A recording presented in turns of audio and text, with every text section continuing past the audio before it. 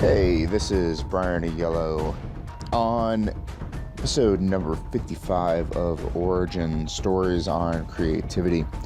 I spoke with Dr. Paul Reeves. He is or was an educator in the Detroit school system for more than 30 years. He taught music. He jumped on the airwaves on 960 AM in the Detroit area, calls it the terrestrial radio for 3 years on a radio program called Dr. Paul's Family Talk.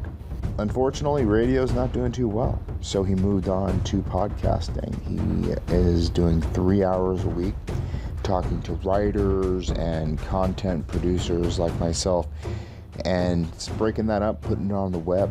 And I had an opportunity to talk to him not too long ago. He interviewed me about my novel, Compounds of Interest. Really enjoyed having a conversation with him. We did about 25 minutes, and I invited him to be on my program, so we talked for about an hour. Had a really great conversation. Around the gambit, we talked about football, we talked about politics, we talked about education, and we talked about writing. He's got a book out there. Actually, he's got a couple books out there about education. He's got some fiction on its way out there. He's got some music out there. The gentleman's been all over the place as far as his career is concerned. Hope you enjoy the conversation. Here's Dr. Paul Reeves. I had an interest in radio since I was a little kid and did some in college, but got really serious about it about 3 years ago. 3 years ago? Yeah.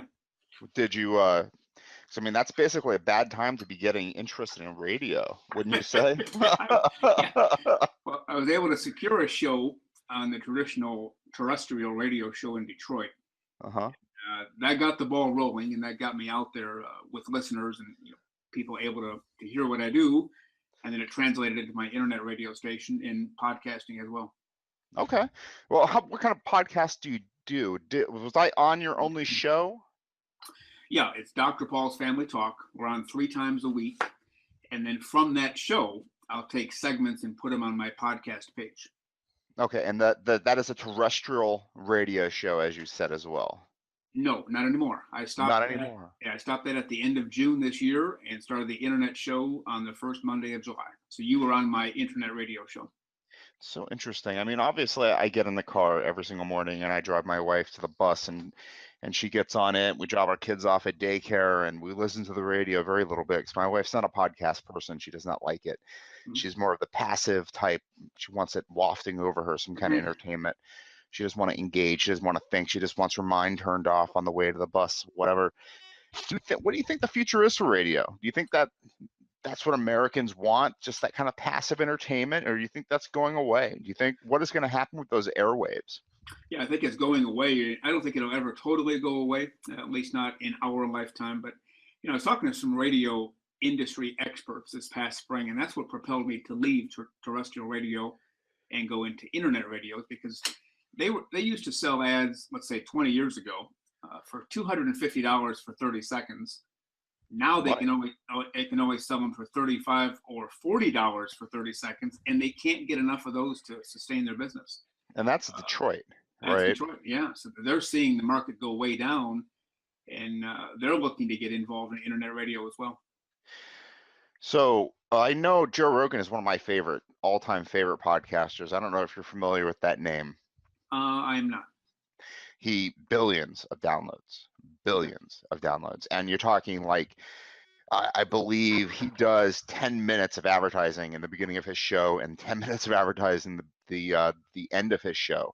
And for every single one of his advertisements, for like say he does Squaresoft, I don't even know what Squaresoft, whatever the website building company is, he gets X number of dollars per 100,000 downloads per podcast, and he gets 1 billion podcasts downloaded every single episode.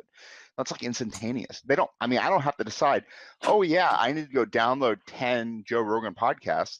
My phone says, oh, there's a Joe Rogan podcast. I'm going to go ahead and download it. And he gets money every single time that happens automatically. Yeah, and you can't generate that kind of income in terrestrial radio anymore. No, because what happens terrestrial radio, I change the station. How does that work? Go ahead. I'm sorry, even from terrestrial radio, it went into like Sirius or XM radio. So even that, began the change a few years back. With that, they're failing too, though, aren't they? They They're, never really caught on, they're as having far as I'm some, aware. yeah, they're having some trouble, but their advantage is for people who travel around the country. You can always tune into your favorite stations no matter where you're at. They're But more for the long haul truckers, which they're even struggling to. I mean, I guess the rumor is what their long haul truckers are going to be going away too soon. That's yeah, what I hear anyway. everything is totally changing with the technology available. So those who adapt will survive, and those who don't will be writing books about it. Yeah, I mean, are you you yourself are a writer as well, Yeah, correct? yeah, I've been writing one thing or another probably since my middle school, high school days, which is a long time ago. Are And you a fiction writer or are you nonfiction? I'm doing both. My start really began in nonfiction with books targeted toward anything and everything in education, instructional Okay. practices, personnel, finance, parenting, child rearing, all that good stuff. Is that where you And get the doctor from? yeah, You're yeah. what a PhD, or you're not a medical doctor though? I'm not a medical doctor. It's an EDD, which is an educational doctorate. It's about Oh, okay. 12 credits short of a PhD, and the extra 12 credits are all in philosophy. I guess I could do it someday, but who cares? You get to do it either way. Got you. Yeah. Education. That's a Yeah. great field to be in nowadays. And that, I guess we could just open that can of worms if you want. What do you feel about the education system that we're currently experiencing in this country? Oh my God, what is her name? Devos? Is that Yeah. the education secretary? Yeah. Betty Do DeVos. we Yeah. do we even want to open that? Oh, she's this nasty woman. Unless you like her, I guess. I already mentioned her name. What do you think of her? Well, I guess we have different views on that. I come from the philosophy that whatever needs to be done to get it to work, let's do it, and that's very similar to the businesses around the country. Ford Motor Mhm. Company, GM, IBM. If something doesn't work, they're not going to keep doing it. They're going to find a better way to do it, or a more successful way until they are successful, and that's why Yep. they maintain their high profile for years. Education, unfortunately, for years didn't work for everybody, but nobody made any changes. We had the very comfortable unions kind of controlling things from the back rooms, and I dealt with a number of teachers, not a high percentage, but certainly 10 or 15% who just weren't worth a darn, didn't want to be worth a darn, and really didn't care about Didn't getting any care. better at all. I mean, what, New York City, they have a room. I think they call it the room of hiding or something like that. They take bad teachers and they just stick them in there. They They do. wait out their retirement, and that's They they get don't paid. they don't fire them. They're in unions. I mean, they can't really do anything with them, and they just sit there collecting dust, collecting their pension eventually, and they just go away. Yeah, they sit there and yeah, exactly. That's a union. I mean, Salary. I'm nothing against protecting workers, but it almost seems like the unions have just not done much in terms of helping anybody or anything for that matter. Well, they've done a lot to help their teachers. Now they haven't done anything to help kids, and that's their That's my point yeah, exactly. You therein phrased that lies better the than rub. I was Yeah. trying to.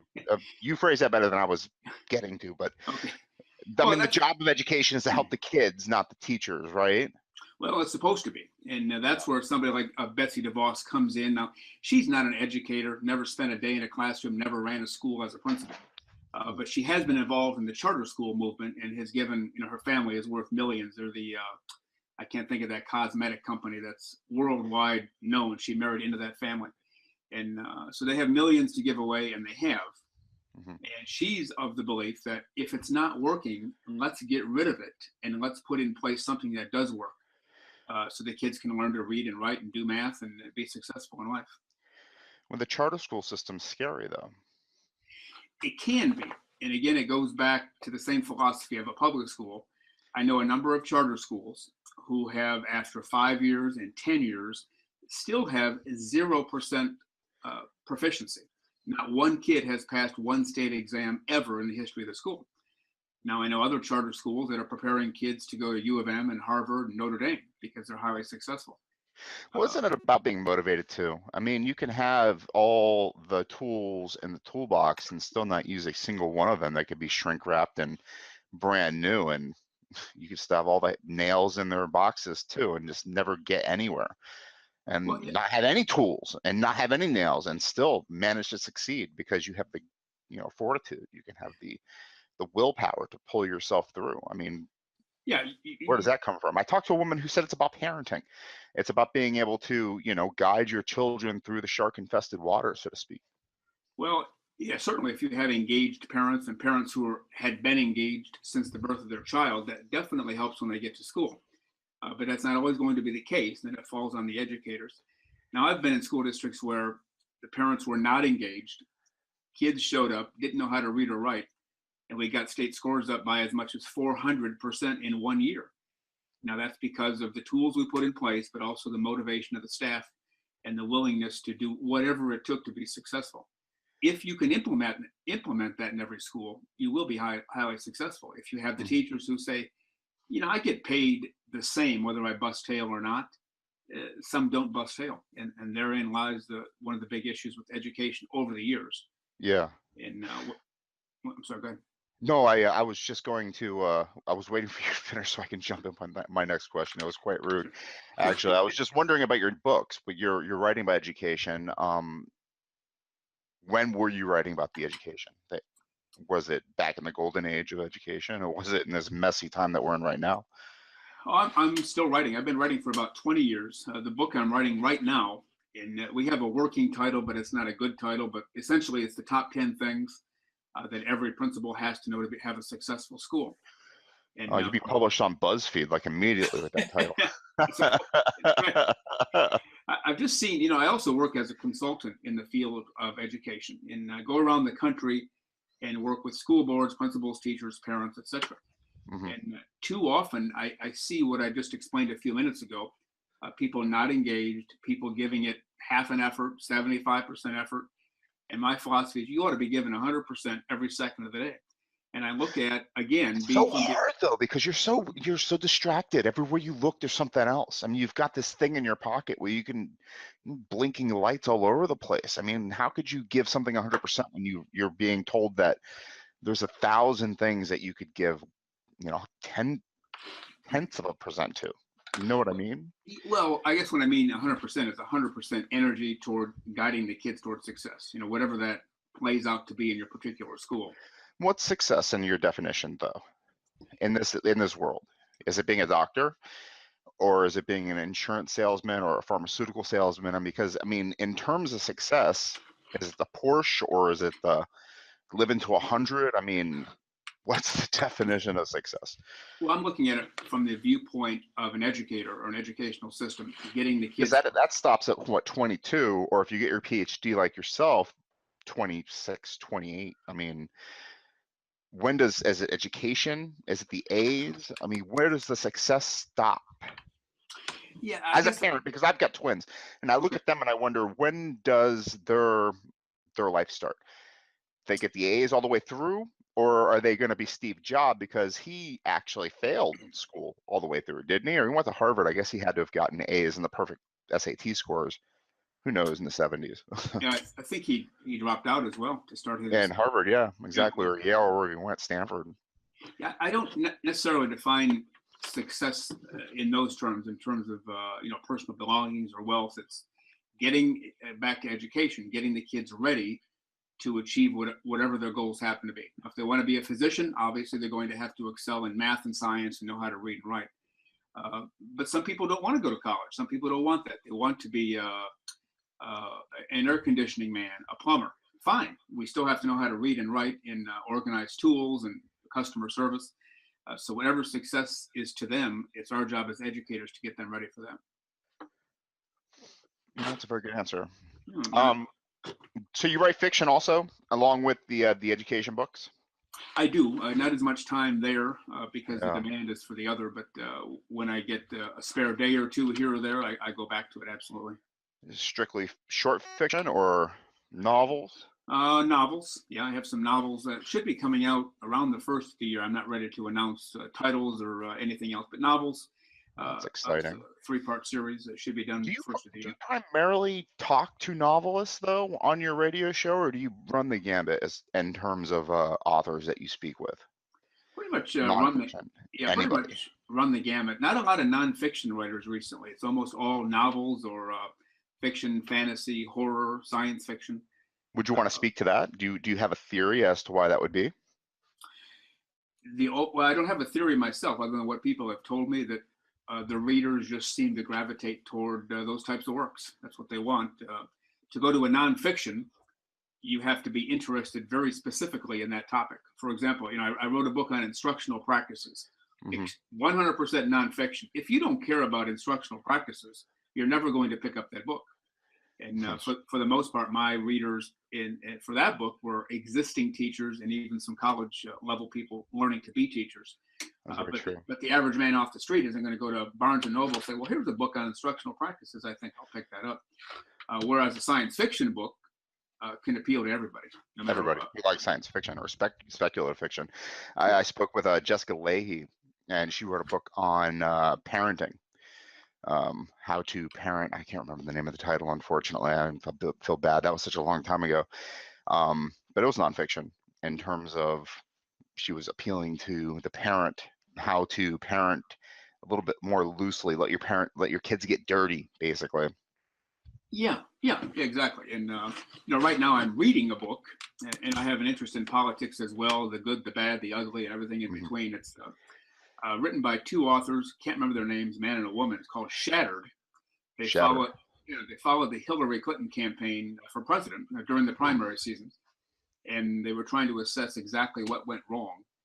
And they interviewed tons of people behind the scenes with the understanding they would never give their names up, and they would not print anything until after the election was over. So they got a lot of good inside information. But again, if you're not interested in politics, you're not going to pick that up. Yeah, man, you can get it from the horse's mouth right now. She just today is Tuesday. Yeah, she's in Union Square today. Yeah, that's what I heard. Yeah, she's coming out with her own book as to her view of what went wrong. But the book I'm reading now is from a third party who really didn't care if she won or not. They're just trying to track. I think they initially started to track her road to success. They'd follow her campaign. She'd get to the primary. She'd win the election, and here's our first woman president. But the book didn't turn out that way. It turned out as an expose on what went wrong. But again, if you don't have an interest in politics, you'll never pick that book up. Whereas a science fiction or a novel, you might. Yeah, I just want to talk about that campaign now. It's such an interesting campaign. I know. What are they? I don't know what your opinion is on that campaign. Obviously, you probably have one. Donald Trump's our president right now. We just talked about his education secretary a little bit. She was the first woman secretary from the moment she stepped on that campaign trail. Hillary Clinton. Yeah, she was gunning for it completely, and the Democratic convention or the DNC wanted it for her so badly, and the people wanted it for her, and she just was losing it step by step the entire time. Yeah, about halfway through the book, and their general premise is that twofold. One, she never saw Bernie Sanders coming and never saw Donald Trump coming. She thought it would be kind of a non-path or a very easy path to the nomination, and then she could blow away any of those Republicans. So she never saw Sanders or Trump coming. The second one, I was kind of surprised to read this. I've heard and read forever that Bill Clinton has some of the sharpest political instincts of any politician who's ever lived. He can figure it out in a half a second what to do. Yeah. Hillary does not have those same instincts. And every step along the way, she kept blowing it, even though Bill was there. On the one hand, trying to not be involved, but the other time saying, Hillary, you have to do these three things, you're going to lose. And she would say, yeah, whatever, I'm going to do it my way. But she didn't have the instincts. And they blamed a lot on their campaign manager, Robbie Mook, who ran an analytics-based campaign. No political instinct, no gut instinct, just here's what the numbers say, so here's what we're going to do. Oh, that's so interesting. Do you remember back in the 90s when Bill was running, his campaign managers were up front on the news all the time? I know their names, George Stephanopoulos, and then the bald dude. Oh my God, I can't remember his name. I just lied, but I can picture his face. I can picture his face so well. Do you remember his name? I don't. He's married to a Republican operative. Oh man, his name will probably come back to me momentarily, but I remember them both so perfectly. And I do not know her campaign manager. He was definitely behind the scenes. He was not a face to publicly remember at all.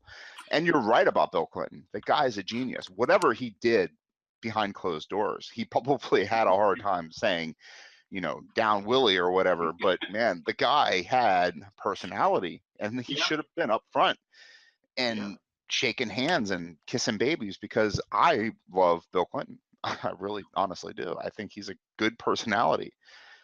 Well, I wanted him in the White House. everybody who's ever met him has told me that within about one half a second, you feel like you're the most important person in the world when you're talking to him. That's the talent that he has to get people to believe in his thoughts and his mission. But And honestly, I mean, when you look at what's his face, Bernie Sanders, it wasn't really about Bernie Sanders. It was what he was saying. yeah, It was what he was saying about America. You wanted that America. Bernie Sanders was offering America the American dream, and Hillary Clinton turned her back on that kind of in a way. And it wasn't really that America wanted to vote for Bernie Sanders. America wanted to vote for the America that Bernie Sanders was offering. So he messed up Hillary Clinton's campaign to be the first woman president. I think that's the book I would write. I'm not yeah. writing that book though. Well, he was close. He took the did he? No, he did not take the Iowa caucus. No, She you lost. Yeah, she lost that in '08, and Bill Clinton lost it both times. So the Clinton family had never won in Iowa. And this time it looked like she was going to roll to an easy victory. And at the last minute, he had a surge and she almost lost, but she did win. He then won New Hampshire, and before you knew it, the race was on. And they never saw it coming. Other people saw it coming, but Hillary did not, nor did her campaign manager, who was strictly analytics based, and never saw that coming. And my wife was a big, big, big Bernie Sanders supporter. Big Bernie Sanders supporter.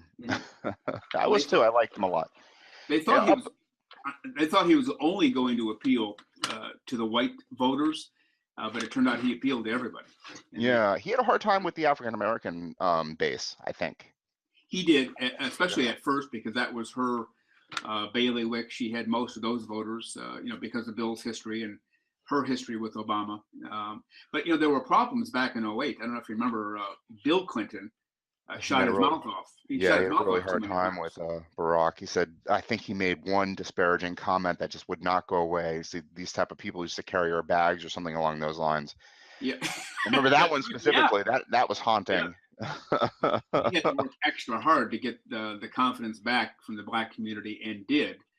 But again, it was energy they didn't expect to have to spend, which is why they tried to keep Bill out of the way in 2016.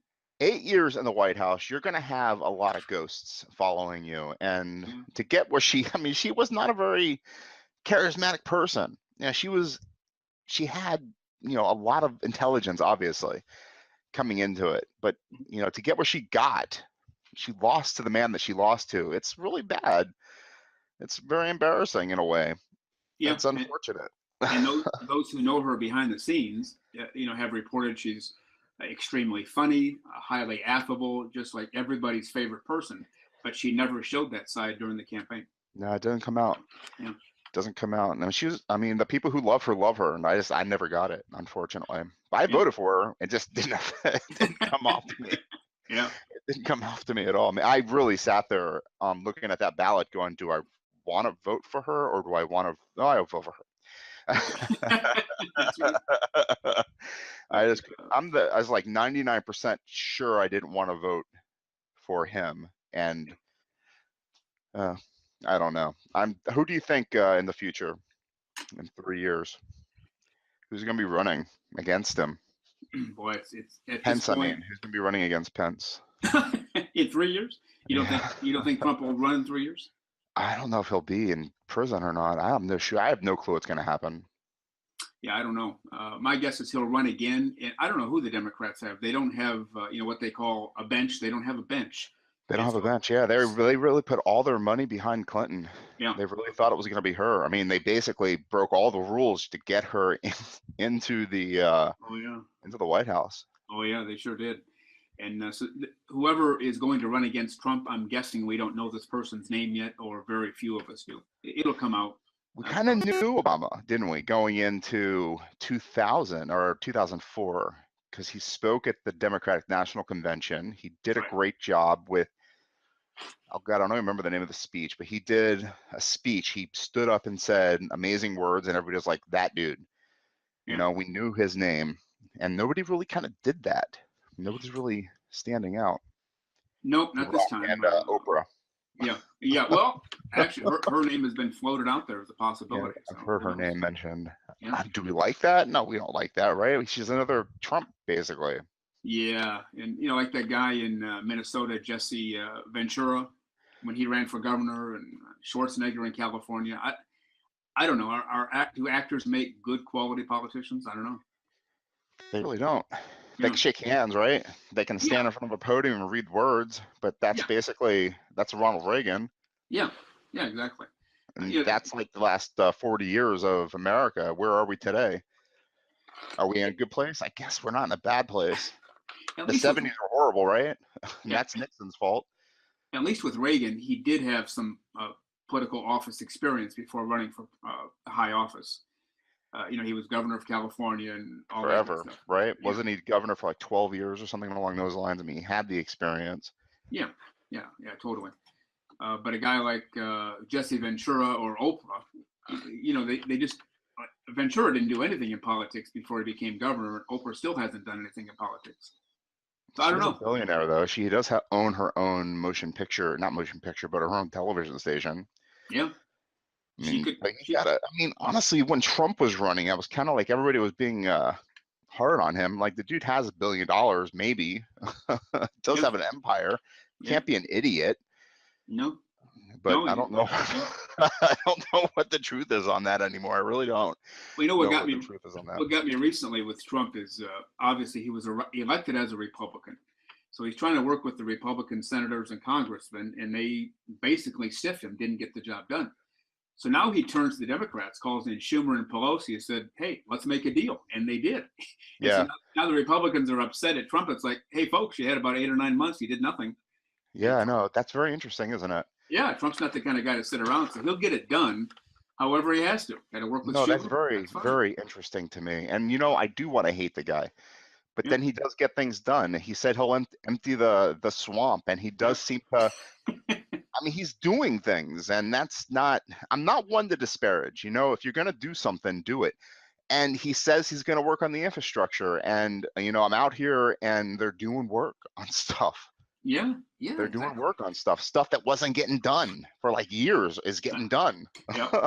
But if you read his book, I think it's The Art of the Deal. Uh, Yeah, but I there, hear he didn't write that, and he sued the crap out of that author too. oh, I didn't know it. Well, I knew somebody else wrote the book for him, but in that book is the story about the ice rink in New York City. Uh-huh. The And one out Rockefeller side. yeah, yeah, Okay. that's a great story to read without going through all the details now. But basically, the city could not get it done. He finally said, "Listen, I'll build the dang thing for free, but then I want to charge, some admission and make my money back after it was done." And they finally said, "Nope, we'll pay you all the money up front. Go ahead and build it," which he couldn't believe. He's like, "Yeah, I'll build the thing for free." And he got it done in record time. Just made the right calls to the right people. Called the guy, I think the guy who designed the ice arena for the Montreal Canadiens, called him in, and they designed it and they got it built in record time. But that's what he's used to doing as a businessman is, I want to get from point A to point B as quickly as possible and as cheaply as possible. So let's go. No baloney, no True. wheeling and dealing forever. Let's get it done. And the thing about him though also is people hate him for the buildings that he built. But Yeah, the thing they don't remember, I think we talked about this honestly on your yeah, podcast, yeah. is the strip of land that he built these horribly tacky buildings on at one time was just a bunch of empty tracks, Oh dirty, yeah, nasty, gross gravel, rat infested tracks. And he built these, maybe they're not art pieces or whatever, but they're buildings and not, yeah. you know, fenced in areas people get murdered in anymore, I guess. They're not that terrible. And the other thing we have to figure out is Barack Obama himself. Now, obviously, he was president for 8 years, Yeah. loved by No the people. billions. He's Yeah, the people loved who voted. worldwide. Yeah, exactly. But while he was president, the Did Democrats he do anything? lost about 1,000 seats throughout the country. Congressmen, senators, governors, state legislatures. About 1,000 Democrat seats were lost. So the knock against him, even among his own supporters, is that he can go out and win anything on his own today, but he doesn't bring people along with him. I haven't figured out why not. Yeah, it's very interesting. The guy, you look at his history too, and the Affordable Care Act, the so-called Obama Care, or what do they call it? Obamacare, right? Yeah. Did he do it? What the hell is that? Is it an actual thing? It's like it's the worst actual healthcare system that you could probably ever have. We wanted universal healthcare. We did not get it. It's the only thing he actually did. Yeah. We asked him to pull us out of Afghanistan. He did not do it. We asked him to get us out of Guantanamo Bay. He did not do that. He was not a great unifier. He um, did not do anything really the entire time except fight against the Republicans, and the Republicans fought against him. Yeah. Yeah. There wasn't much that happened his last 6 years because he didn't have full control anymore. And You know what he did? He exposed a lot of racism. He exposed a lot of derisiveness, and that was unfortunate. yeah. Did he He expose he it? exposed it. I mean, he stood in the White House, and people just backed up and said, "Okay, I don't like black dudes." That's all he did. I'm not doing nothing until you get out of the White House. And Yeah. what he also exposed is that Americans who vote love the guy, and they didn't care what color he was. Right. Yeah, exactly. And that's the big dichotomy I still haven't figured out, and neither has anybody else, as far as I know. He can go out and make a speech today and have people in tears wanting to vote for him, Yeah, but he didn't carry people with him and lost about 1,000 seats. So I it's don't know so how that. interesting. I don't understand either because you know what? He could put a tweet out, Yeah. and it could be a record-breaking tweet. Yeah. People can just retweet it and love it and like it and blah blah blah. He can get elected twice with his hands tied behind his back, but for some reason he can't get shit passed through the House and he can't get anything done. Yeah. So it's just what is going on? Well, and then there was a point early on after his second year when the Republicans seized at least some power. He didn't even try to work with Congress anymore. He just No. signed executive order after executive order, and that is no way to run the country, as we're finding out. That's Trump is Because undoing Trump many just of them. got Trump's Yeah. got into the White House and undid everything. And Yeah. the thing is, it's lobbyists, isn't it? That's where the real power is. It's corporate America coming back and saying, well, you really can't support this guy. We have our hands in your pocket, shoving dollar bills in there. You got to vote the other way. Yeah. We've got And that's pictures one of of the things you. that We've got pictures of you in the yeah, hotel room. right. We have That's one of whatever the on things you. Bernie Sanders exploited about Hillary is she was saying she was for the common man and woman, the hardworking working class person, but then she'd go make a $250,000 speech for Goldman Sachs. It didn't make any sense. And Sanders at one point said, "Well, show us what your speech was, because for a half-hour speech to get $250,000, it must have been one heck of a speech." So, Yeah. she was dipping into the big pockets while Same saying thing, that she right? was for people like us. Yeah, You can't be a senator well, anymore. it And goes I guess back and Bernie forth. Sanders is a senator, and he was able to release his bank records and whatnot and show that he is for, I guess, the common man. He didn't have his hand out. He was accepting from lobbyists, I guess, right? Except his wife turns out to make that atrocious loan for her college that ended up going bankrupt. I don't know. They're all bad, right? Yeah, I guess they're all bad. And Obama walks into the White House, and the first thing that happens is he gets $1 million check. yeah, Right? He gets a check for his book, and he gets a check for winning the Pulitzer Prize, and it's like yeah. boom, boom. I'm now a millionaire. Yeah, I think he was nominated just a few days after he became president, nominated for the Pulitzer Prize, which made no sense at all. It's like, let the guy do something first. Right? It's Not like just because what did he do? yeah, nothing as far as Now a we know. millionaire. Yeah, I watched the career of Nancy Pelosi. She walks into the Congress. She's a congresswoman, or is she a senator? I can't remember. Or I guess you're a uh, House representative. right. Whatever she is, she's a millionaire. What has she done her entire life to become a millionaire besides sit in Washington? Not a darn thing. Same with Right? Maxine Waters out of California. She's John worth, McCain is a retired Navy yeah, pilot. What yeah, has he done to become a millionaire? uh, It nothing just that we know of. Yeah, exactly. exactly. It Yeah, doesn't make any sense. How many pieces of property do you own, McCain? 7 to 8? It doesn't make any sense. yeah, I know. Something is rotten in the state of Denmark. It just doesn't make any sense. And nobody's saying anything. Well, that's the Nobody key. It's been going on since the beginning of time, and nobody is saying anything to put a stop to it. I It's amazing. no, can't even say that. It's not since the beginning of time. It's since 1970 something. It's I mean, it's 1968 something. I mean, at one time there was, politicians would go to Washington and do a good job. Things would get done, maybe. I mean, McCarthyism was kind of a horrible situation. Yeah. I mean, they would do their little witch hunts and people would die. I mean, Yeah. Well, maybe, I don't know. the whole theory behind the way our government is set up is we elect these politicians from our area who are supposed to go to Washington and vote for what we want. But that stopped a Yeah. long time ago. They vote for what they want to vote for. And I don't know how we let that get so out of control as a country. Well, I mean, they're voting, supposedly they come from our area and they're bringing our ideals with them, right? I mean, if I run for my area, I'm campaigning to my area, telling them, well, I'm going to bring our ideals to Washington. I believe what you believe, and this is what I believe. So I'm going to go and I'm going to vote like us. So, I mean, they don't really have to ask every single time because supposedly they believe like I believe. Yeah. But not really, because they're getting millions and millions of dollars and putting that in their pocket and they're not sharing it with the rest of us. Yeah. Yeah. Big difference. Absolutely. So I don't know. How do you stop it? I don't think you can stop it because they're being sneaky about it. Yeah. There are some people who advocate for term limits, but at the same time, if you're there for a long time and you're doing a good job, we want you to stay. One of the classic confrontations that I think will still go down in history, already has gone down in history, will remain high profile, is Ronald Reagan and Tip O'Neill. They absolutely could not stand each other. Tip O'Neill knew everybody, everything about everybody in Washington, D.C. But they found a way to work together, and the end result is the country got much better because of those two guys working together. That's how government's supposed to work.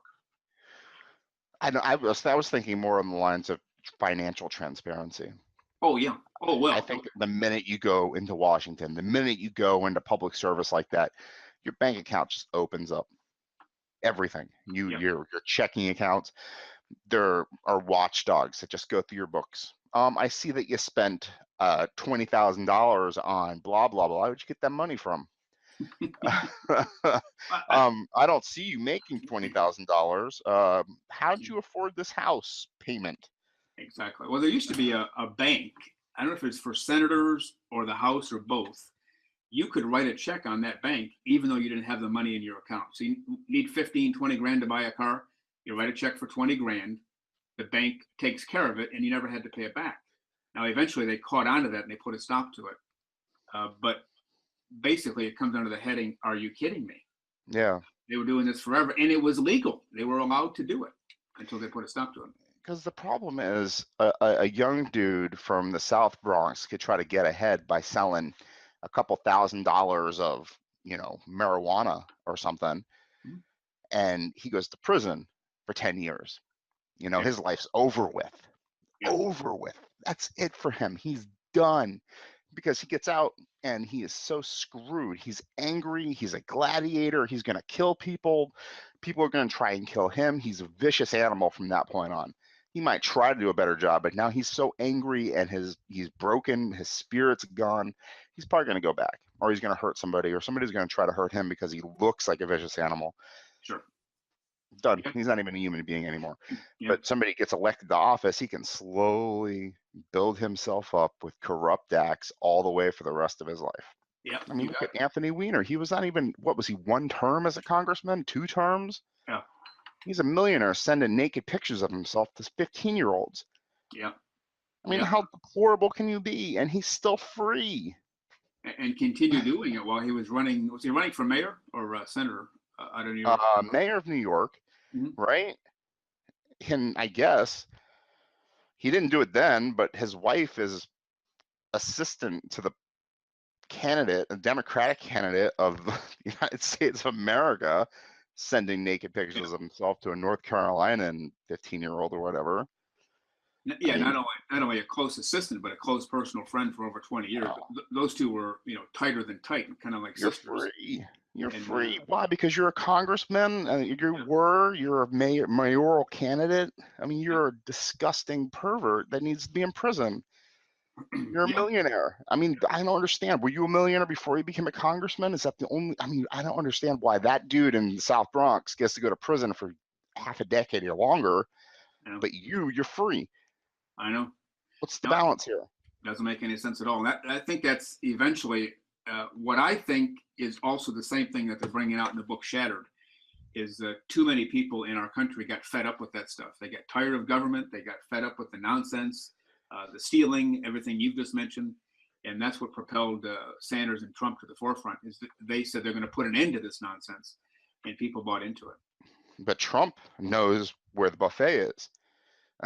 Oh, yeah. Oh, yeah. Trump is Trump's been sniffing around that what is it called, the roast beef, and he's like, you got the end? I want that end. Can I get that end, please? Yeah. No, You want when you guys breaking out that lobster? I want some of that lobster. He doesn't care. You know what I mean? Nobody even knows how much money that guy's worth and what he's not worth. Well, it's somewhere between 6 billion and 10 billion. Now that's obviously quite a swing, but I would take the lower end for myself if I had. It's someplace between 10 billion and 150 million. I mean, I don't even know. You don't even know. It's like someplace you don't know, but you know Bernie Sanders makes X number of dollars a year. He's like worth 30,000 or something. You know, because he's released the information. It's like, this is what Bernie Sanders is worth. I saw him on a train. Oh, yeah? Okay. In Westchester, I swear to God, it was him. Okay. I saw him on a train in Westchester. I got lost. I got on the wrong train and went north. Got back on the train going south, and I saw him. This is right before he kicked off, and wearing his little schlumpy suit. He got off at Penn Station. I was like, oh my God, that's Bernie Sanders. Yeah. I'll be done. You know, he did get a nice $600,000 house that's purchased by the DNC. Oh, really? Yeah, that was the deal they cut because he was going to go all the way to the convention and fight the Hillary nomination because, you know, in essence, as it's come out in emails, it was somewhat rigged in her favor through the Democrat Party. So he was going to take his argument to the American people at the convention and basically blow the place up. And the deal they cut was, listen, we'll give you this house if you keep your mouth shut and support her. And so he did. He made a nice speech on her behalf. Everything was blown up already by that point. I mean, whether he had stood up there and said, you know, this is bullshit or not, I mean, he had already blown it up. Oh, yeah, they very much so. They blew themselves up. That's how horrid it was. They blew themselves up. The Wasserman Schmidt thing, it was already done. Yeah. I'm interested to see if he'll run again. He'll be 78. He's too old. Yeah, I would say, but who knows if he still That'll has the never energy. happen again. Elizabeth Warren doesn't have the same kind of passion, I don't think. I think he was legit. I think he was. I think he really believed everything that he said, and people bought into that. He was talking truth. I mean, he was saying, look, I mean, he was saying like legitimate things. This America that we have is bullshit. Yeah. I mean, nobody's getting a fair deal here. You're getting lied to. And I think he was speaking truth. And that's a big part of why he remained an independent forever, because he didn't support anybody. he supported America, not various parties. Are we in Afghanistan now, or was that just more kind of Trump blowing smoke? Oh no, we're still there. No, I mean, are we building up, or is that happening slowly? I don't think we know yet. They talked about the possibility. I don't know if they've added anything or not. I think they're assessing, and their goal is to get in, get victory, and get the heck out. Not stay there and linger, you know, for year after year after year and just kind of hang around. They want to get the job done. I just read the other day where they are defeating these various cells of terrorism. You mean they want to kill all the people that are there? It's almost impossible to eradicate all these poor people. I mean, they're just people, right? Well, they want to get rid of all the bad guys, the terrorists, the ones who want to come over here and kill us. And if they get rid of their leadership and enough of their weaponry, that'll destroy them as far as being a power. It's so hard. Yeah, absolutely it is. So hard. Man, what a great conversation. Yeah, we can go on Politics. forever. Yeah, we really could. What haven't we talked about? How long have we been on? It's been about an hour. Yeah, close to it. Time just kind of went away. 2:20. So let's see. We talked about your radio show. We talked a little bit about your education writing. You're not going to talk about your fiction. Not yet, but first of the year I sure will. But do you write spec, or do you write just regular? Well, you're not going to talk about that either. Well, it's a 3-part series. obviously I'm going to I could introduce the first part now and just, gradually release the other two parts. But Well, tell me this: what motivated you to write fiction? Is this a new thing? Oh, you said you've been writing since you were a kid. I have, and I think what motivated me, I always have a book going in terms of reading a book. Yeah. And I'd say 90% of my books that I read up to a couple of years ago were nonfiction, trying to get as much information as I could on every possible topic out there. And one day I was in the library and I decided, you know what, just for the heck of it, I'm going to spend the next week reading a fiction book just to kind of give my brain a chance to rest a little bit. What'd you pick up? I don't remember. I think it was a James Patterson book. I obviously heard of him. So I thought, God, he's writing a book with Bill Clinton. Oh, I didn't know that. Isn't he? I think it's a James Patterson. I want to read that so bad. I swear Oh, to God, that was the only thing about this. I'm going back to our previous topic. That was the only thing about this campaign that I loved is I kept saying Bill Clinton. I'm a Bill Clinton file, if that's a possibility. Anyway, I will let you digress. You picked up. Well, I picked up two books: a Patterson book and a book by a woman I had never heard of before, but she had 8 different titles on the library shelf. So I thought that's good enough for me. And so I picked these books up, and I thought, well, I could probably write at least halfway decently close to that. Okay, you realize that if you do a Dan Brown, I'm going to be so upset with you. Who's Dan Brown? I don't know that one. Dan Brown, the Da Vinci Code guy. Oh, yeah. Okay. Dan Brown did the same thing. He went to the beach in the Riviera on some kind of vacation from Columbia or Brown, wherever he taught. And he said, you know what, I could do this. And then he spent a weekend writing the Da Vinci Code, published it, and now he's a millionaire. Well, if that happens, I'll give you a percentage. How's that sound? I want 75%. Okay. But the mafia agency here going on. That's right. I was my idea that you Dan Brown it. Well, we'll see how it goes. I know what kind of sort of captures my attention and other people that I talk to. So, writing this novel, the series, I thought, I'm writing what people have told me for years that they enjoy reading. So we'll see if it plays out. And I think it'll be interesting. If nothing else, it'd be an interesting read, and whether it catches on, obviously, we'll have to see. Well, did you have fun writing it? Oh, absolutely. See, that's the most important part. Absolutely. And I have noticed with a lot of the authors that I speak to who have fun writing it, they have fun talking about it too. So when you publish it, we'll get you back on and we'll talk about the experience. Sounds good, Brian. I appreciate it. All right. Yeah, perfect. So what else we got? Man, I hate being at a lack of questions. I mean, there's so much to talk about. And honestly, I just want to continue picking your brain about politics. Did you, I guess you've got the remnants of Irma coming up your direction. Yeah, a little bit. It's been fairly dry up in Michigan, but the temperatures have been unseasonably cool. So we've got some of the winds and all that good stuff. But when does it get cold up there? Usually mid to late October, 1st of November, it starts to get to the point where you need a coat every time you go out.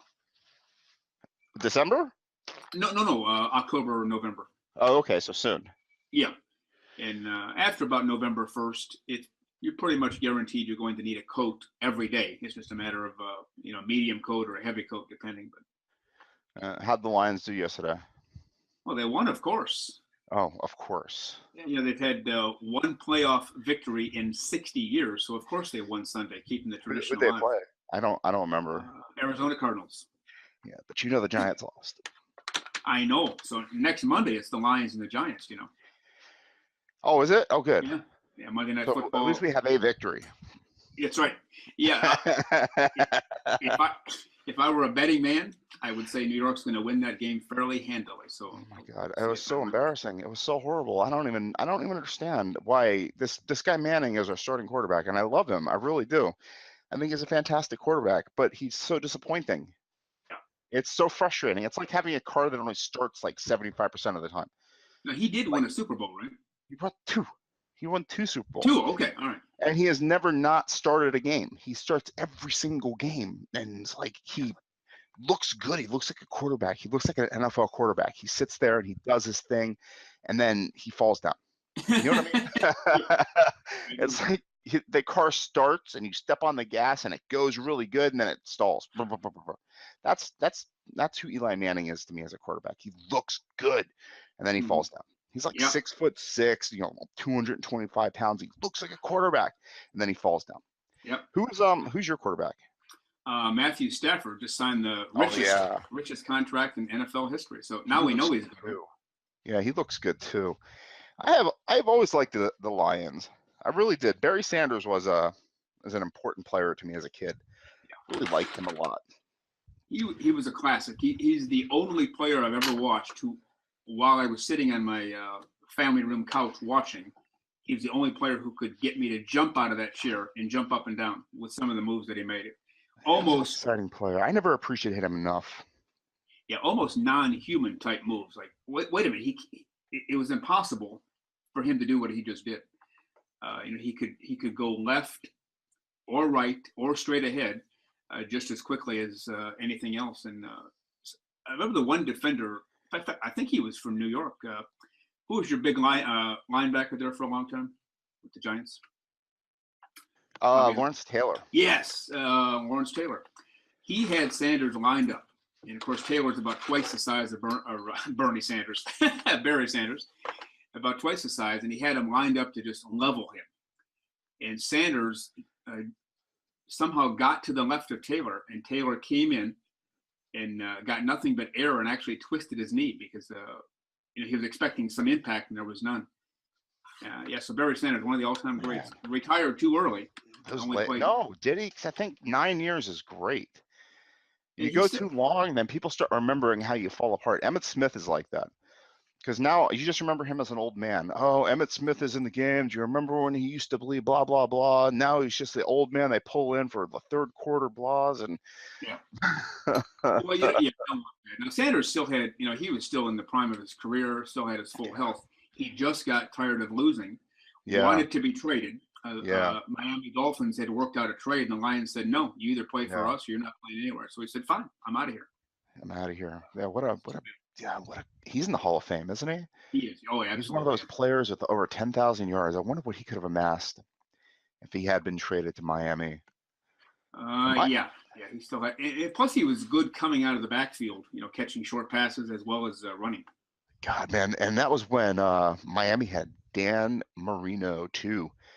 The last little few years of his career, bad knees, bad Achilles tendons. That dude deserved the Super Bowl too. Them on the same team, that would have been amazing. But I hate when those franchise players move. You know what I mean? It always feels wrong when a player wears the wrong jersey. Like I know. Joe Montana goes from San Francisco to the Chiefs, and you're looking at number like 18 or 19. You're like, oh, that's Joe Montana. He's wearing the wrong jersey, Yeah. and he's kind of limping because he's like 40 years old or something. And you're like, Yeah. oh man, he's an old man playing for the wrong team, and he's not even starting. Yep. No, It's I like agree. this. It's heartbreaking. Yeah. So I thought of something in terms of discussion. We're rounding this thing up a little bit. How do you feel about podcasting going forward? I mean, it almost feels like everybody has one. It almost feels like the future's podcasting. It does.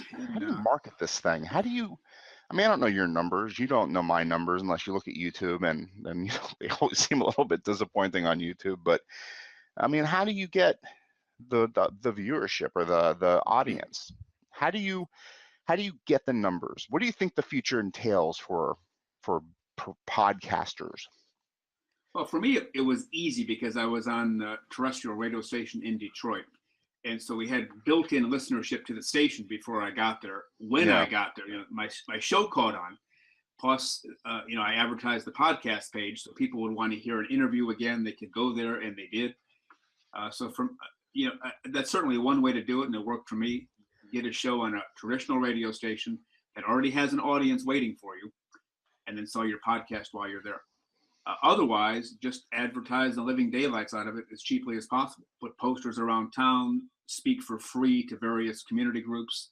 And of course, while you're there speaking for free, you pass out a flyer or a business card on your podcast page, and you get people to sign up. It is a lengthy and laborious process. You're not going to get 1 million people by tomorrow, but you might get 5, and you might get 10 the next day. And before you know it, you're up to your first 100 or two, and you keep growing from there. I think we talked about this same way to market a book too. Yep, just got to get out there and hit the streets. You're an in-person type marketer. I Yeah, want to do everything on the internet. I want to make somebody in Australia aware of me. I want this to be a worldwide type thing. Yep. I just don't want the guy down the street to know who I am. That's a good You know what I point, too. mean? I want it to be, I want to go to the grocery store and not bump into that dude and have a conversation about my latest podcast. Well, you I know, want my environment to be clean, yeah. virginal. And you know what I did on the terrestrial radio show in terms of politics, I kept it about as 50-50 as I could and kept it the positive. Now that I'm on the internet, I have a little more flexibility. Yeah. And when I try to approach everything political as to what is the right thing to do. And if it's right, I'm going to support it. I don't care who did it. I don't care if it's Clinton, Sanders, Trump, Bush, the man in the moon. If it's the right thing to do, I'll support it. If it's the wrong thing, I'm going to, knock it down a few pegs. And again, I don't care who it is. And at first, people were a little bit upset at, how could you possibly say something negative about Obama? Well, because if you look at the facts on a particular case, whatever it is, and they'd say, oh, yeah, I guess you have a point there. And so I've gotten enough interest in additional listeners because they know I'll give them the truth as I see it. It's not slanted toward I'm a Republican, therefore, or I'm a Democrat, therefore. It's, we're the United States of America, and here's how we were always taught it should work. And if it does, great. And if it doesn't, they're going to hear about it from me. Yeah, I understand. And do you like people in Detroit knowing who you are? There's not really a choice because I did go on, a traditional radio station. I'm already out there. Face on a billboard and stuff like that. Oh, absolutely. Yeah. Oh man, that must be weird having your face blasted out there like that. Yeah. I worked for years as a musician too, so I was kind of used to that. But oh yeah, you take the good with the bad, and if I could remain as anonymous as possible, that would be better, and just hide out and do my podcast, and eventually I'll get to that stage. But for now, everybody here knows me. Being in New York, it's a little bit of an oddity. I mean, I guess I could be out there and still be anonymous because, New York is so gigantic. I mean, you could hide up in the Bronx and put your face downtown in the financial district and still nobody would know who the hell you are. Yeah. Or I could be in the Comic Cons or the cons, or there's hundreds of them here, and still be, invisible. But I still want to be more global. I mean, there's a billion people on this planet, and I would like to have the reach to, expand beyond the small circle of people that I seem to be circling around. Well, and that's what your podcasting can do for you. I have listeners from all over the world. I don't have my chart in front of me, but I think 45 or 50 different countries tune in every single day, 7 days a week. And did you do anything magical to reach beyond, or did it just happen organically for you over the last 3 years? Somewhat organically. Part of it, though, is just advertising on Facebook. I try to post something every single day. Or did you do that organically? You did not pay. That's a waste of money, isn't it? Well, I've never tried it, so I don't know. But I've done it one time on Reddit. It did not. It's more. I think people view that as annoying, honestly. I think they do too. I certainly do. And really, if you can get one person to listen to one thing that you do and they like it, they're going to come back the next day to hear what else you have to say. Or if they see it pop up, they'll watch it. Yeah. Yeah, absolutely. And that's how you generate the listeners. Just even to add to that, if you can get one person to like what you do, there's going to be 10 people that are like them that will like it also, or more. That's right. Yeah. It starts to grow. And my biggest tip for anybody doing podcasting is to get some piece of content out there every single day of the week. Because the internet's on all the time. People are on the internet all the time. And if you're taking a day off, they're going to go somewhere else. So even if it's a 5-minute segment, get it out there. If you notice my Facebook page, every single day something is going up. And sometimes it's 2 or 3 things, but every day I'm putting content out there. A piece of content every single day. Interesting. Until you build up your listenership. And after that, they'll be begging you for content. But until then, you need to put it in front of them. Like, here, listen to this. I think you'll like it. Is that an onion or an apple? Yeah, I don't know. But if you put it out there and they listen, they will come back. That's I've heard that before too. That's very arduous though. I try to do as many podcasts as possible. I do the podcast and then I do the YouTube video. attachment as well. Okay. And I tweet that out, but they don't necessarily, they go to two different places, my website and then obviously the YouTube channel. It's not necessarily the same thing. They end up on they end up on my Facebook though. Okay. Do you do 7 different things though? Well, no, see, I take it from my radio show. So I have 3 radio shows a week. So that's 3 hours of content. And then I'll split each radio show into 2, 3, 4, 5, 6 segments, whatever happen that day. Will you take things from the 3 different shows, like segments, like 5 minutes long, that said this, and plug that as a separate show or a separate like moment? Yeah. Well, for example, when I interviewed you on my radio show, the next day I took your interview and posted that as a separate segment. Oh, okay.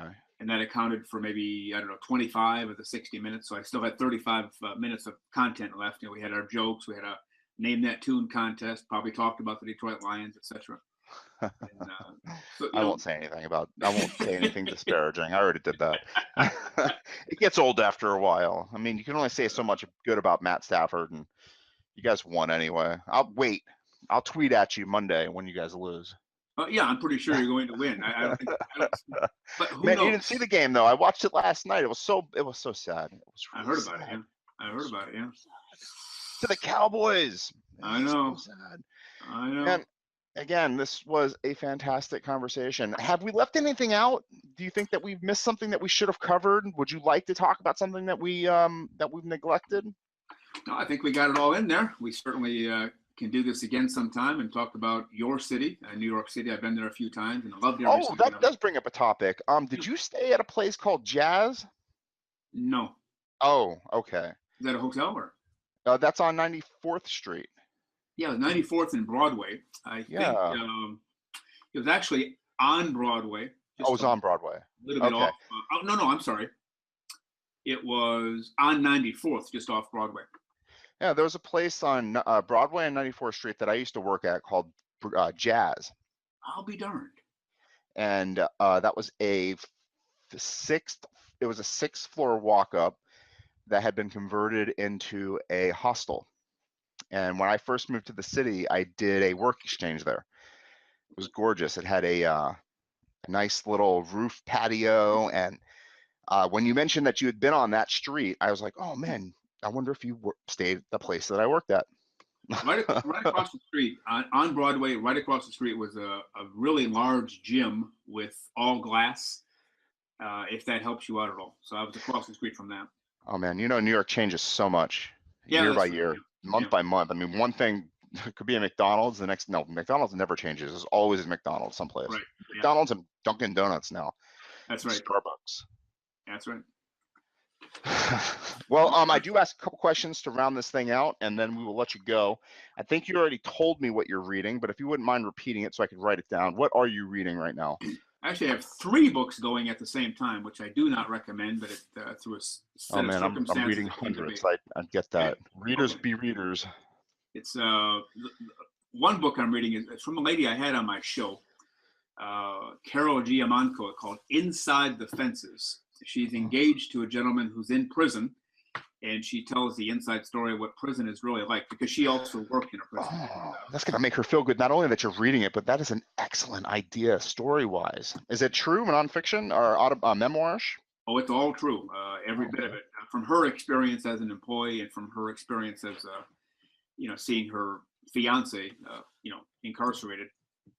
It's, I recommend that book very highly. It's not quite available yet, but it will be very soon. She sent me an advanced copy. I'm also reading the book Shattered, Hillary Clinton's Doomed Campaign, and again, I think they were writing the book to track her path to the White House, but it didn't work out that way. So now they're changing directions. Yeah, exactly. Are you going to check out her memoir? Yeah, I probably will. I'm sure that I will. When does that come out? Today, actually. Oh, she's really? signing books in Union Square, Barnes & Noble, as we speak, I think. Okay. Or tonight, one or the other. I thought about going, but man, the Madhouse just turned my not that interested in seeing her, to tell you the absolute truth. And plus, I've picked my kids up in a couple hours, and I'm absolutely positive I do not want to bring them down there. No. Well, she's coming to a suburb of Detroit to do, read some excerpts. $1,200 a ticket. And I thought, no, I don't think so. I'm not sure if I can see her for free, let alone pay for Why it. $1,200 a ticket? Is she not rich enough? Exactly. I mean, how much money does one person need on this planet to survive? I mean, she's got a gorgeous house in Westchester. Yeah. What's the third book you're reading? Third book is about the Detroit Tigers. It's called The Big 50, written by Tom Gage. Tom Gage was the beat writer for the Detroit News, followed the Tigers for 30 years. He retired and wrote a book, The 50 Biggest Stories of the Detroit Tigers. There's nothing better than a good sports book. They're just so few and far between. Actually, they're like candy. I mean, they just go down so easy when they're well written. I agree. And the second question would be, an artist is struggling. They come to you for advice. What do you tell them? Traditional artist or any kind of? Oh man, I just consider all artists the same. Yeah. Okay. Struggling how? Yes, they're hard. They're not producing. Boy, I guess it almost depends person to person. Why are they struggling? Why are they not producing? Have they lost their will? Have they lost their desire? What circumstances have led them to that point? And, at some point, the person has to make a decision. Do you want to create or not? If you do, get to it. And if get to it. That's good advice. Do it or don't do it, right? Yeah. Do it. Get off the shit or get off the pot. We can sit around and feel sorry for ourselves forever, but it doesn't get anything done. So no, it doesn't, does it? You either going. do it or you don't. You either are an artist or you're not an artist. If you're not an artist, find something else that's going to make you happy, right? Yeah, absolutely. And and I've dealt with a lot of people who just want to create all of the time, whether it's music, writing, art, whatever. But they don't have a way of selling their work. So so you need to get a regular job doing anything, and then create at night and on the weekends, and eventually, hopefully, that'll change over. You can make money with your art. But until you do it when you have time, and you do it because you love doing it. The greatest thing, I found this maybe 15 years ago. I was producing my own CD, so I was recording all of the parts, doing all of the mixing, and sometimes I'd go in my home studio about 9 o'clock at night. And I would say, okay, I'm only going to spend 90 minutes tonight. That's it. So 10:30, I'm going up. And after 90 minutes or so, I would stop and say, okay, that's enough for tonight. And I look at the clock, and it'd be 4 a.m. I've been doing it 7 hours. I didn't even realize it. That's the kind of zone you want to be in when you create. Yeah, that's absolutely true. Lose all track of time. My final question for you today is, where can we find you? A few different places. The podcast page is pwr.podomatic.com. You can go to my consulting and editing page, which is authorpaulreeves.com, or my main page, paulwreeves.com. And I guess if you go to paulwreeves.com, that'll get you everywhere you need to go. Perfect. And Mr. Reeves, Dr. Reeves, actually, I apologize. This was a fantastic conversation. I thoroughly enjoyed speaking with you, and I thank you so much for joining me today. It was a fantastic experience. Okay, Brian, thank you. I enjoyed it as well. Let's do it again soon. Absolutely. Bye-bye. Bye.